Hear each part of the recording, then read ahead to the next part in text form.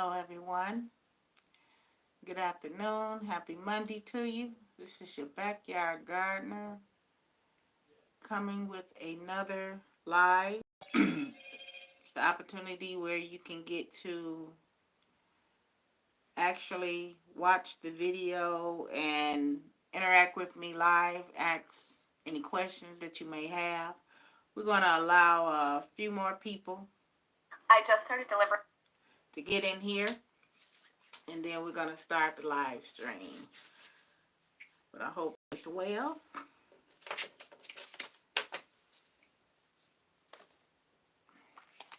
Mikey Flo, hello, how are you? Thank you for coming in. I appreciate you. Hope you're having an awesome week. You guys are on spring break, aren't you? Experimental Gardener, hello. Thank you for being here. I appreciate you as well. Hope that you're having a great Monday so far.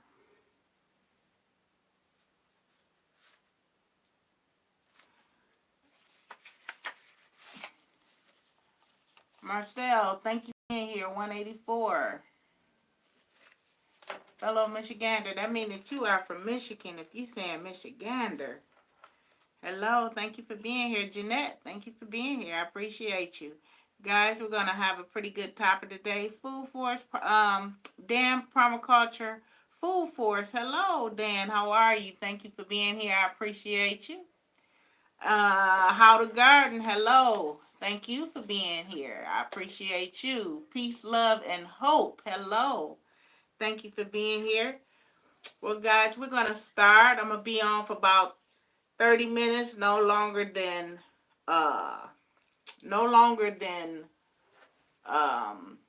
40 minutes for sure.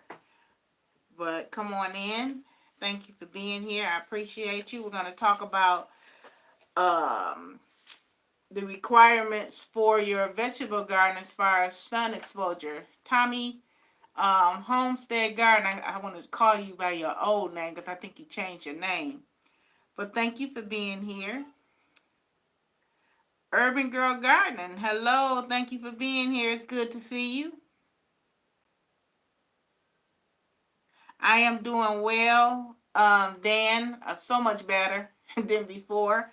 As you know, I got a little sick since November, but I'm doing well. I am taking my infusions. I go down and have my infusions once a month. Well, now I'm on once a month. It was every 2 weeks. And they're working really good for me. So I'm super excited about that. I'm ready to get out in the garden and start growing my food. So thank you. Now, today we're talking about the requirements of sunlight. Sometimes we plant our garden in the wrong spot. It gets too much sun or not enough sun. So today that's what we're going to talk about. Too much sun, knowing where your how much light get in one spot for how long. And sometimes we could do that by just sitting in the window, or if you have a window that leads out to your garden, and being able to look out and say, okay, the sun is starting to go down. That got about 6 hours of sunlight in that spot. The other spot might have gotten 8 hours. Another spot might have gotten 4 as the sun shifts. So these are things that are important to know in your garden, because you'll know what plant to put where. Because your whole yard can be utilized. I've heard people say, I can't plant a garden because I just have too much shade in my yard because of the neighbor trees or a tree that they may have. And that can be an issue. But there's still things that you still can try and plant, even if you do it as an experiment. And today we're going to talk about the shade-loving plants, the partial shade-loving plants, the full sun-loving plants, and how many hours do you get for a shade-loving plant? Or how many hours do you get for partial sun? How many hours do you get for full sun? Because on each seed packet, if I'm not mistaken, I'm going to check, it'll tell you how much sun is required. So this is sprout in 69 days. The ideal temperature for this kale is 45 to 85 Fahrenheit to start these seeds. The seed depth is 1/4. The planting space is 8 inches apart. They're frost hardy. Minimum sun, minimum full sun. So that means it needs 6 to 12 hours to grow this kale. Morning gardener, hello, how are you? Thank you for being here, sir. I appreciate you. 6 to 12 hours. So that's what we're going to talk about.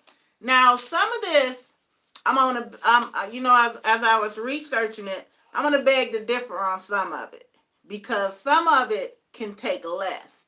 But maybe it's this particular variety of scarlet kale will take that much time. So some things you're going to see me kind of contradict myself a little bit and call that vegetable out twice.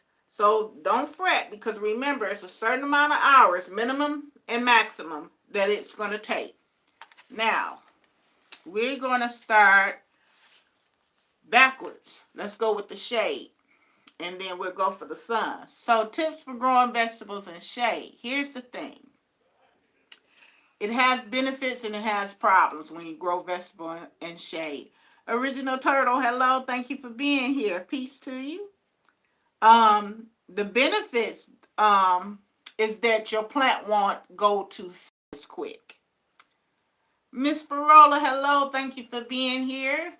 I appreciate you. The benefits is that your plant won't go to seed as quick if you are in shade. The problem is slugs and snails love shaded areas and moist, damp areas. So if you're in a shaded area, you're not going to dry out as fast as you would a full sun area. So that's one of the problems with shade loving vegetables plants, is that slugs and snails. And the benefits is, of course, your plant don't go to seed and flower real quick and go to seed. So that's the benefit. So a lot of us are growing broccoli, greens. You might want to put it in not a shade, but a partial shade area. And that will help out a lot to keep it from going to both. Now you got to have that heat though. And this is what also will cause your plants to bolt. It's the sun and the heat. The heat is just going to keep it growing, but that sun will cause it to fizz out and go to bolt. So keep that in mind. There is pros, there is cons. There are some things that can do it. There are some things that cannot. And this will help us. This shade, again, is going to stop your seeds. Stop your plants from going to bulk and starting to go to seed. So remember that. Let me see. I want to make sure I'm keeping up with everybody in the chat. I really appreciate you guys coming in. I do. So let's go from shade. Shade, you get 2 to 3 hours of sunlight per day. That's considered a shaded area. If you only get 2 to 3 hours of sunlight per day, that is definitely a shaded area, but this is what you can grow in that shaded area. Leaf lettuce, you can grow. Swiss chard, you can grow. Collard greens, you can grow. Spinach, you can grow. Bok choy, you can grow. Mustard greens, you can grow. And arugula. Those are things that you can grow in a shaded area. So all is not lost if you just don't have this big sunny garden, because there are some pros and some cons. There's some things that you can't put and some things that you can. But these are the things that you can do. Let me read the chat. Thank you so much, guys, for encouraging to hit that like button. It really does help my channel out. Let's see. Now we're going to go. We did the shade. Now remember, I might repeat myself on some things, but listen to the hours. Shade is 2 to 3 hours. Minimum per day. That's considered a shady spot. Partial shade vegetables. An area that gets 3 to 4 hours of sunlight per day. One of the things that we could put in partial shade area is beets, carrots, radish, parsnip, kale, leeks, and peas. So on the back of this kale pack, it stated full sun 6 to 12 hours, remember? Now if I grab another kale pack, it might say something different. But you can actually grow kale in a partially shade area that only gets 3 to 4 hours of sunlight per day. Might not be the scarlet kale, but you can grow some kale. So pay attention to the back of your seed packs. They all tell you about the hours of sun requirement, the minimum hours that they need. So the minimum hours here is 6 hours, okay? And for a partial shade area, you're only getting 3 to 4 hours. So we 2 hours shy on what is required to grow that kale. Leeks and peas, like your sugar snap peas. Now also remember that the partially shade areas and shade areas will stop your vegetables from going to bulk as quickly and going to seed. Garden of Eden, hello. Thank you for coming in. I appreciate you. It's good to see you. Let's see. Now, we're going to talk about partial sun. We just did partial shade, partial sun. Well, partial shade and partial sun, isn't that the same thing? Not really. It's like the glass half full and the glass half empty kind of situation. Well, partial shade gets 3 to 4 hours of sunlight per day. Partial sun is going to give you 4 to 6 hours. So this says, for this kale, remember it said full sun, 6 to 12 hours. Well, I'm hitting that 6 hour mark, so I can do it in partial sun. I don't have to have it in full sun. So you got to take these, if you know what your sun exposure is and how many hours of sun that yard get and that area get, you still can do it. You might say, well, this only gets partial sun. It says on the pack full sun, but it says 6 to 12 hours. So if you're getting that minimum, that's great. If you get the maximum, that's even better. So keep that in mind. Now, in partial sun vegetables that we can grow with the 4 to 6 hour window is cabbage, pole beans, celery, Brussels sprouts, broccoli, asparagus, cauliflower, potatoes, and garlic. Those are things that we can grow in a partial sun vegetable. Now, this is where I kind of debated just a little bit, because with the partial sun, that's pretty cool because you're getting 4 to 6 hours. But if you go past that maximum of 6 hours, you're going to run into a few little complications. So you got to make sure that you know exactly when that sun is going to shift from that area. And the complications that you're going to run, because some of these things that I called off were brassicas.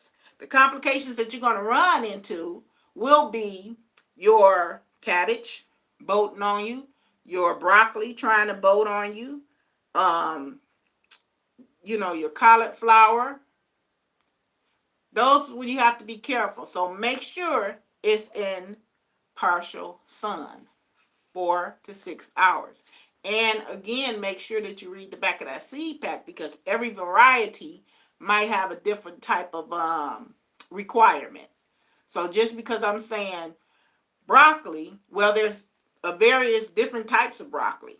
And maybe this particular broccoli may be known for being able to grow just a little bit better in partial sun. Let me look, Miss Farola. Let's see.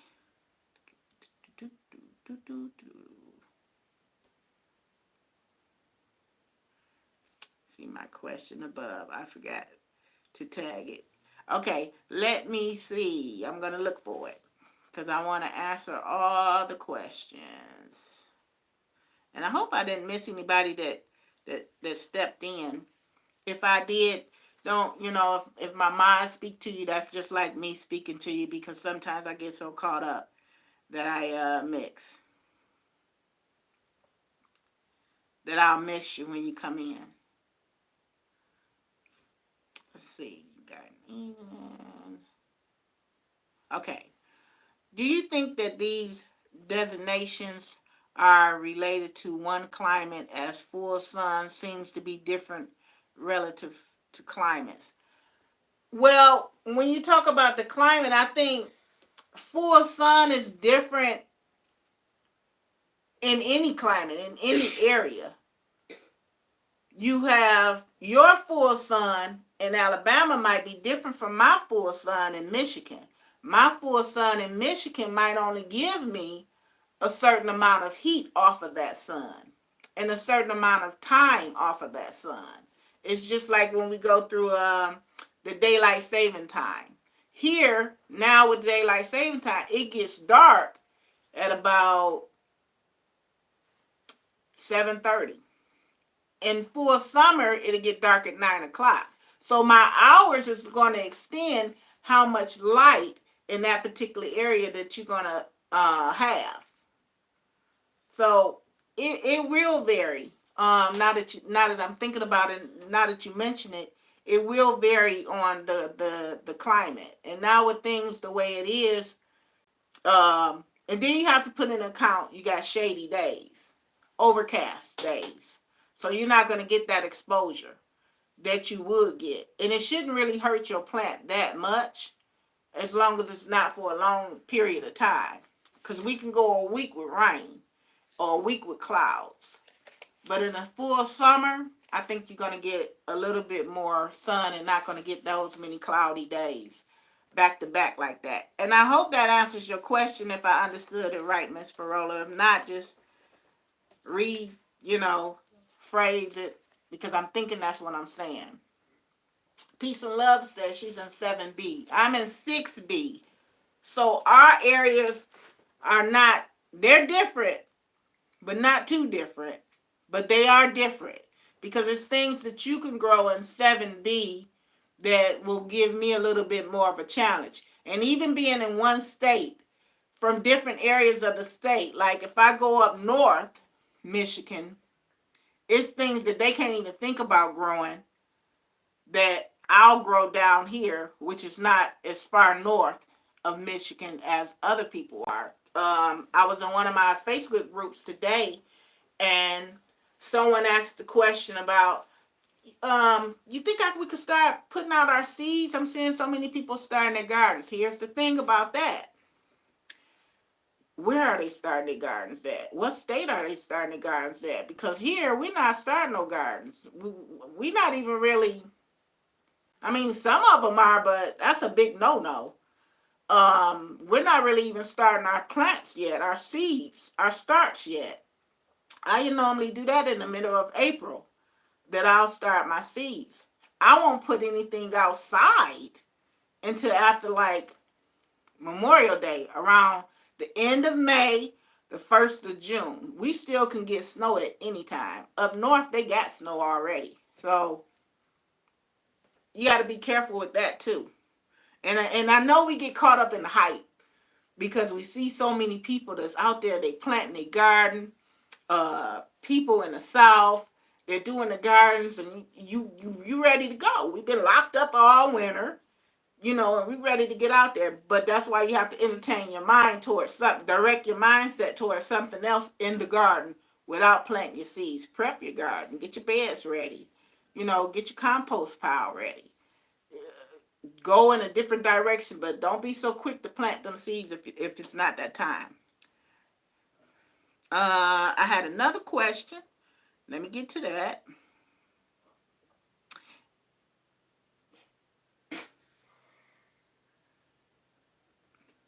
Okay.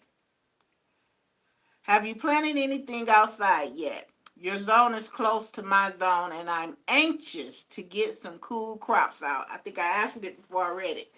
Garden of Eden. I have not planted anything outside. I haven't even entertained the thought of planting anything outside, because in Michigan, and I'm not sure what state you are in, but in Michigan, Our weather is so two-faced and funny, it'll turn on you quick. It'll be sunny and beautiful the whole week. Last week we got up to 70.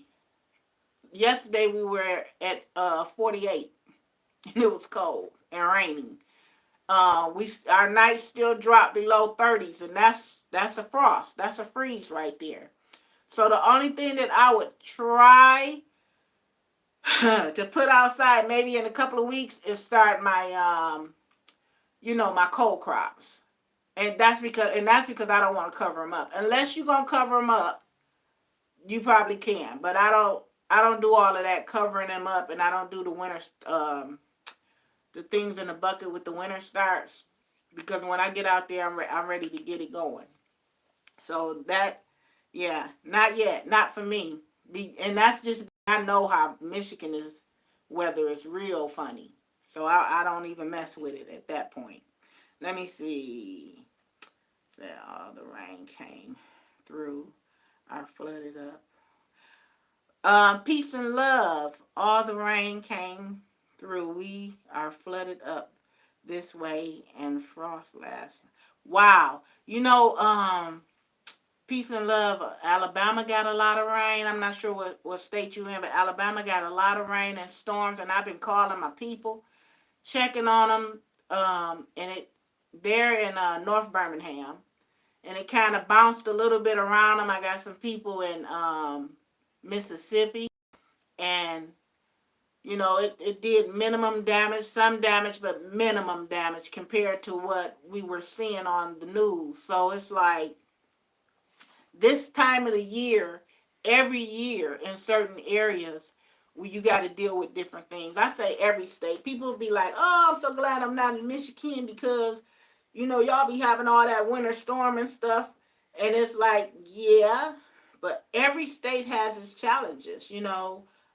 Alabama every year have those twister storms. The South, different places in the South.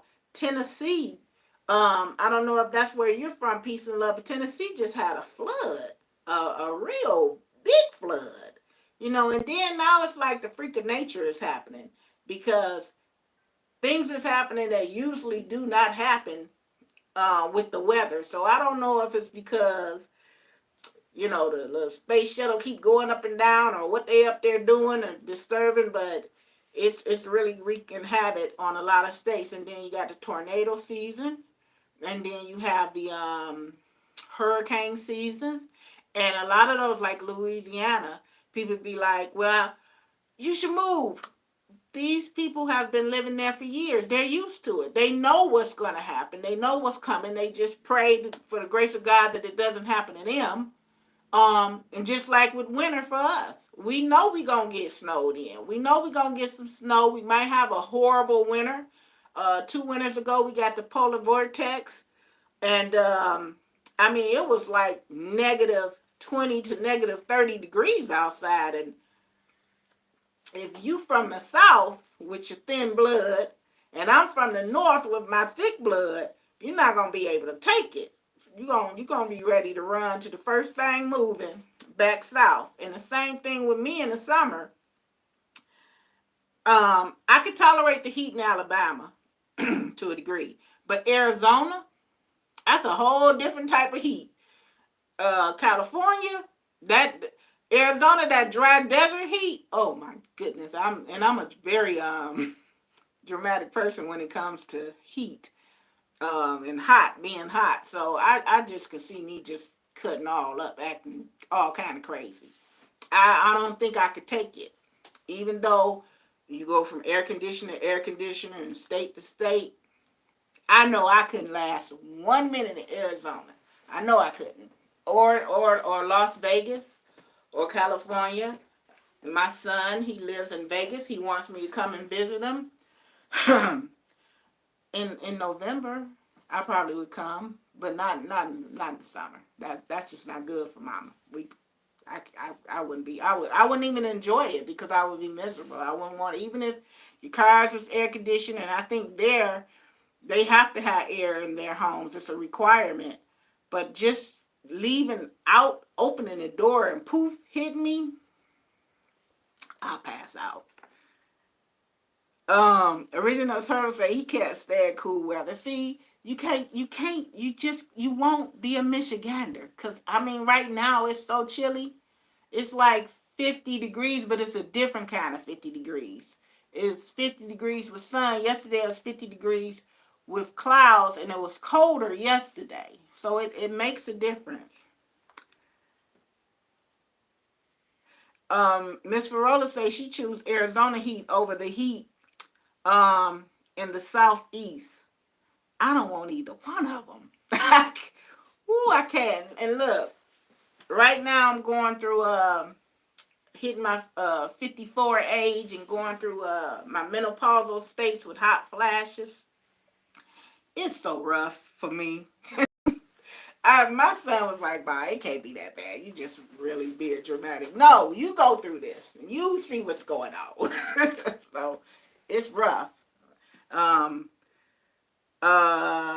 Wi-Fi, thank you for being in. I appreciate you. I think you're new here. It's my first time seeing you. It's humid here in Florida 9A. Humidity, that's rough on me too. But I'll take the humidity over that dry desert heat. Now, your skin get to glistening with that humidity, but you in that dry desert heat, you get to ashing up and like just, it's all bad. I can't even take it. And my sister's in Arizona. I got family in Arizona, and they want me to come visit now in November or December when it cools down. All right. So what else we got? So we did the partial sun vegetables, 4 to 6 hours. And we said the cabbage, the pole beans, the celery, the Brussels sprouts, the broccoli, the asparagus, the cauliflower, the potatoes, the garlic, all of that good stuff. Now, look at the partial shade. The partial shade was 3 to 4. The partial sun is 4 to 6. So it's kind of close. It's kind of close. Now we got full sun. Full sun is 6 to 8 hours. And that's what most of our fruit trees like, that full sun. Our strawberry plants, our full sun. Our blueberries, that full sun. 6 to 8 hours. Tomatoes love that full sun. They thrive in it. Peppers love that full sun. 6 to 8 hours, just do them good. Corn. That's why you see a lot of them in them cornfields. There's no shade out in them cornfields. They love it. They absolutely love it. Squash, full sun. Cucumbers and melons, full sun.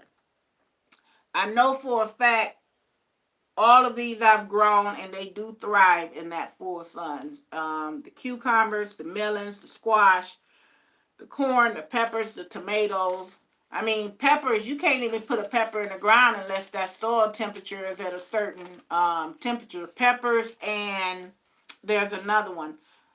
It's quite a few of them. Peppers and okra. If that soil temperature is not right and you put it in there too fast, it would actually stun its growth. And I was told that by another YouTuber, because I was like, why is my one year my okra grow, the next year it doesn't? What happened? And it was like, you're putting it in too fast. It's your soil temperature is too cold. So be careful when you're trying to go out there a little bit too early and start your garden. If that ground is not warmed up enough at a consistent level of being that temperature and above, you will stunt the growth of your plants. Even though you see Lowe's and Home Depot with they starts out there, it is not time. It is nowhere near time. Remember, a lot of that stuff is shipped in from other places, so they just hitting it in all the stores. I went to Tractor Supply the other day. 50 plus, hello, how are you? Thank you for coming in. I went to Tractor Supply the other day, and I bought a peach tree for my grandboys. And they had all of the different little things out in seeds. They didn't have any live plants, but they did have the little $9.99 boxes of raspberry plants and Chicago hardy figs and all of that stuff out, strawberries. which is bare root. If you're going to buy that stuff, buy it early, because the longer it sits in that store, trust me, they are not taking those twisty ties off of those plants and watering them. It's just sitting there. So if you're going to do bare root for one of these stores like Lowe's, Home Depot, Tractor Supply, get it when they first put it out so that you can come home, store it properly, or take care of it properly. Because when I opened up my bag for the Red Haven peach tree, it was already starting to dry out a little bit.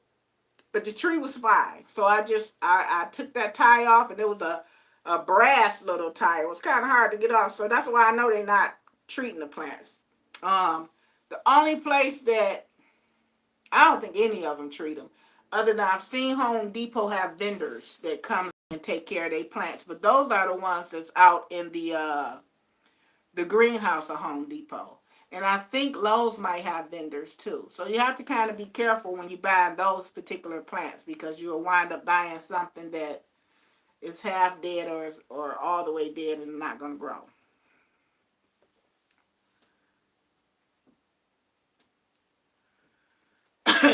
Ms. Farella said, it seems that all warm season plants need at least a temperature of 55 degrees to keep growing. So that means not your temperature, your max temperature. Check your low temperatures, your temperatures at nighttime, 3 o'clock in the morning. I'm telling you, if 3 o'clock in the morning and 30 degrees run through, it knock out everything. So you have to check your highs and your lows is what you really want to look at. Your low temperatures is where you're going to say, okay, we've been pretty good at this low. But like I said, in Michigan, I know how Michigan to do you, so I don't even try it until June 1st. And I looked at my video, I think June 1st, right after Mother's Day, was when I put my first seed in the ground. And it seemed like, to me, it's getting further and further away from the date that I normally do, which would be mid-May. But what can you do other than cover your crops up? And that's going out there every day, covering them at night, uncovering them in the daytime so it can get the sun. It's a lot. I just wait. And that's why it's good to start your certain things. And I think we talked about it, I'm not sure, but certain plants you want to start indoors, and other plants you can direct sow. If you got a plant that only takes 45 days to maturity, to 50 days, which is your string beans, just wait it out and direct sow it in the ground. But things like tomatoes and peppers, those take a little bit longer. I started those in April of last year because I did a lot of starts last year. Almost 80% of my garden was from seed last year. I got a lot of plants that came in from a lot of seeds that came in from different people, and I wanted to make sure that I grew all of them and started them inside. So my reapers and all of that, they grew beautifully. They were slow in the beginning, but that's why you start them inside, because tomatoes and peppers, they take a little bit longer than your other plants. Something that you can look at the seed pack and it tells you how many days to maturity. You might want to direct sow those. Now this right here, it doesn't tell me how many days to maturity, but it does say the ideal temperatures are 45 to 85 degrees. So this you could start when your soil, when your temperatures stay at a 45 degrees. So this is kind of a cool crop starting type of seed, which is this kale. And it does say that it's frost hardy. So if you drop down, it won't kill the plant out. But it says that these seeds will sprout in 6 to 9 days. 6 to 9 days. But some of them will tell you the total growth of maturity, like your watermelon plants, 85 to 100 days, depending on the variety. You want to make sure you start those from starts. You want to make sure that you start those seeds indoors and let them get up and get a jump start on them. So when you take them outdoors, you saved a lot of time, especially if you're in a short season place like I am in Michigan. Because people don't believe that you can actually grow watermelons in Michigan. You can. It's just how you do it. You have to start them inside. Get your little net cup. Get your little cups or your little trays and start them inside. Up, pot them to another size, and then get ready to take them outside. Now the key thing is hardening them off. That can be real hard. I was watching Morning Gardener. He took his stuff out there and the sun really kind of whipped it because it wasn't hardened off properly. That's another thing that you got to be patient with. Bringing it from one sun exposure to another sun exposure. If you started them in the house up under a grow light, it's a grow light and the sun is totally different rays. And it will knock your plant out. I made that mistake too, where I took, thank you, I appreciate that, where I took the plant, my strawberry plants, outside on the porch because it was such a beautiful sunny day. And then they came back in. They was like, why you do me like that? They was all hunched over and depressed looking. They came back. But you got to really be careful because you can kill out your plants like that. Yep, you got to slowly take them in and out, and you got to put them in shade. Then put them in partial shade. And it takes about a good week, a good 7 days before you can put them in place with some plants. So you really got to you do have to be careful with that, for sure. So yes, I do, that is one of the things that you have to watch out. Figured out that you need to put the soil that holds water. Okay, she was talking to Miss Verola. Ever thought about putting a small heater in the greenhouse? You know what? I had entertained doing that myself in my greenhouse. And then I looked at my heating bill and I was like, nah. I got enough to heat up in Michigan. But if my greenhouse was a little bit more heat efficient, because I have those corrugated plastic panels on top of my greenhouse, and one of the top, that heat would go right out. It probably would keep it warm, but I would lose a lot of heat going out there. But I do utilize the greenhouse a little bit quicker to jumpstart my season. It does help and extend my season. Like right now, it's 50 degrees here. It's probably like 80 degrees in the greenhouse. It keeps it real nice and warm, and I have some insulated boards. So until I get a better top on top of my greenhouse, I probably won't put stuff out there in the heater so quick because the top is not insulated the way that it should be. That's the only thing, is me seeing the heat coming out, and that's just like dollars. Just seeing dollars fly out the greenhouse, and I don't want to do that.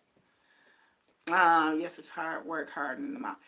Tommy, that's one of the biggest problems that I'm seeing on the Facebook group that I'm in, is people like, you know what, I'm just frustrated with the seeds. I'm a beginning gardener. I just don't want to garden no more. It's just too hard. If you have to buy starts, then buy starts. If that's what you're comfortable with. It's just more economical. I don't frown down on anybody that buy their garden. As long as you're growing your own food. It's just economical to buy seeds, because the price that I pay for one pack of seeds, I can grow several plants than buying the seeds, buying a start at the store. Because trust me, I used to do starts because I just didn't have the patience. But yeah, and even with your starts, bringing them home and putting them in the house, you still going to have to adapt them to the outside sunlight once you get them back out. Once you take them back outside. So, yeah, if you got to buy a start, exactly, that heating bill said, you ain't got it like that. But once you buy those starts, just bring them in, put them in the window. Because when you buy them from Home Depot and Lowe's, they're at a pretty good size. They're ready to be planted out in the yard. But if it's your temperature is not right, then I wouldn't advise you to do it. And the only person that really sell their stuff really fast here and know good and doggone well it ain't time to put that stuff outside is Lowe's and Home Depot and Tractor Supply. But the nurseries, because we have pop-up nurseries everywhere, they don't play that. They don't. No, it ain't time. They just not putting the tents up.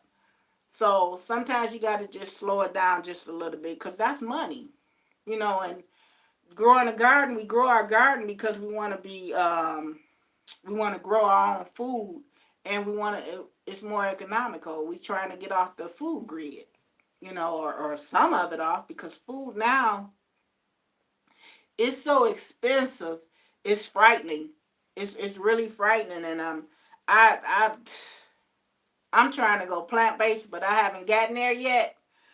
But when I seen that pack of hamburger meat, I was like, whew, it's going to be easy in a minute because it's expensive. Ground round is really expensive. Steaks are really expensive. Really, really expensive. And it's getting to the point where everything is going up with the inflation. And when it inflates, it doesn't go back down. It just stays at that at that particular level. So I'm seeing the price rise up in the food for sure. Totally off subject, but have you planted flower seeds? Yes.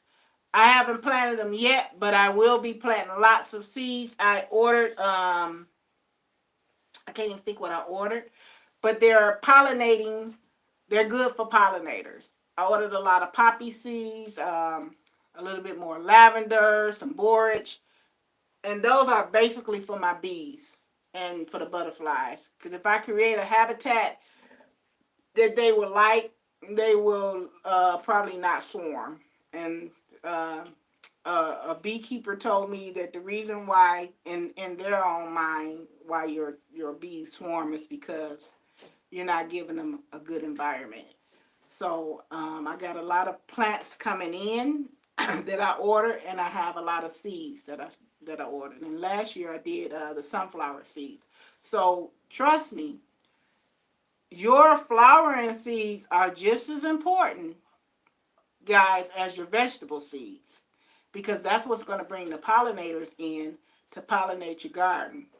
So get those plants that the butterflies love. Get those plants that the bees love, because you want to bring all of that in.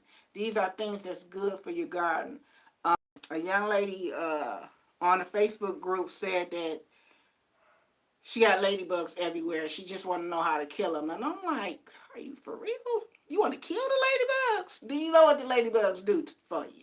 Like, I just don't understand. So gardening, you got to understand, it's bigger than just the vegetables that you grow.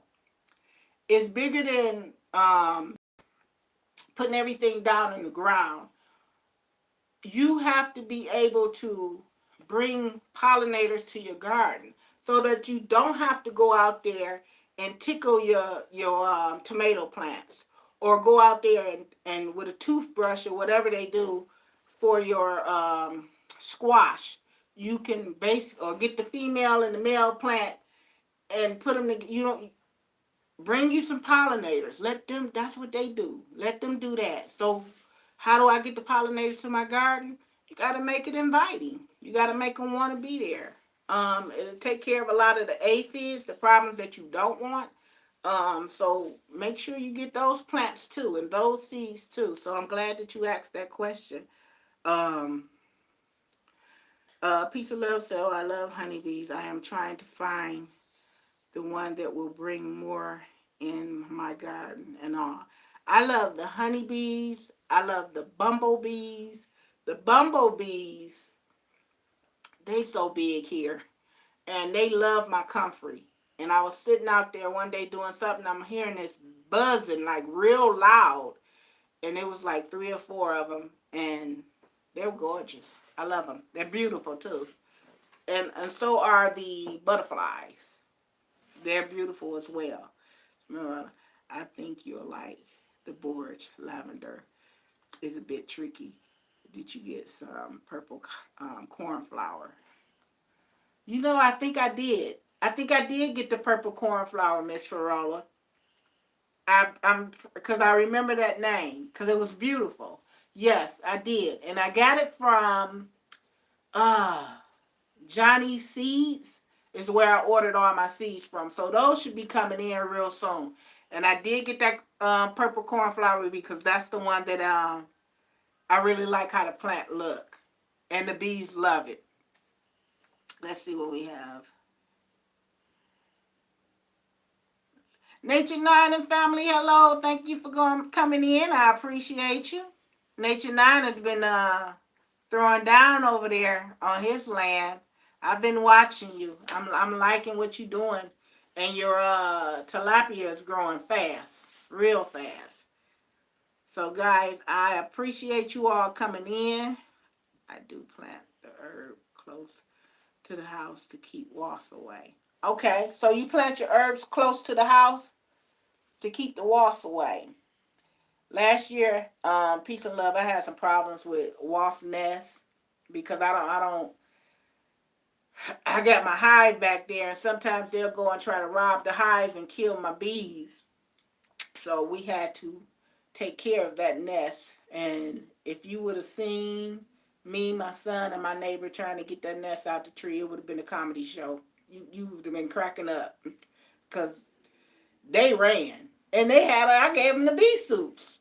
And they was running. And I'm like, why is you running? We ain't even got up there yet. So nobody wants to get stung. And trust me, it's not a pleasure to be getting stung. Because I got stung 7 times in one setting in my beehive last year. And this whole hand was swollen. And it was my fault. It wasn't even their fault. Because I came at them wrong. I was in there too much. And I should have just let them alone. Knew they wasn't having a good day. I should have respected the boundaries, and I didn't. Yeah, but don't let that discourage you from getting bees. We could take a little sting. Ask J3GS Farms. He took a serious punch, and that's what I get for laughing. Because a week later, I got stung 7 times, so I shouldn't even laugh. I mean, I was glad he was okay, but it was just the way he was talking about it. But yeah, we got toe up out there. Yeah, my poor head. It was swole. I looked like I was a fiend. It was just big, and it was not a good look at all. But yeah, so that's it, guys. I hope that everybody really get out there and start growing their food, even if it's a small garden. You ain't got to try to do all big if that's not what you're comfortable with. Do what you're comfortable with. If you're not this advanced gardener, this is how you learn, by your mistakes. Read a book. Do a little research. Grow what you like to eat. That's my biggest tip, to grow what you like to eat. Because if you don't eat it, don't grow it. That's just like wasting food. Regardless if you grew it and didn't pay for it or not. You put your time into it. You put your energy into it. You put the water into it. Grow your own food. That's what they was pretty much saying, leave me alone. And I wouldn't. I just was like, no, we gonna get this done. And I should have known something was going on because the sound of them was so much different. It was a different sound. And I was like, ooh, I ain't never heard that sound before. Now I know what that sound is. And if I hear it again, I'm not messing with them. So yeah, and that set me back mentally because I was setting my son out there like, can you go out there and feed the bees? Can you go out there and put a little? He was like, what's wrong? I was like, oh, I just don't feel well today. I don't feel like going out there. He was looking at me out the side of the eye like, yeah, them stings still in your head. Yeah, they are. They really do hurt. Thank you so much, everybody, for coming in. This is your backyard gardener saying get out there and grow something. And if you haven't smashed that like button, smash the like button for the host. I appreciate you. Dan, How to Garden, Miss Farola, Peace, Love, and Hope, Garden Eden, Marcel, everybody that came in, thank you so much. I really do appreciate chatting with you, Nature 9 and family. Tommy,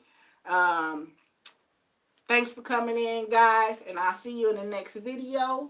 And I'll be looking for your video as well. Happy gardening, everybody.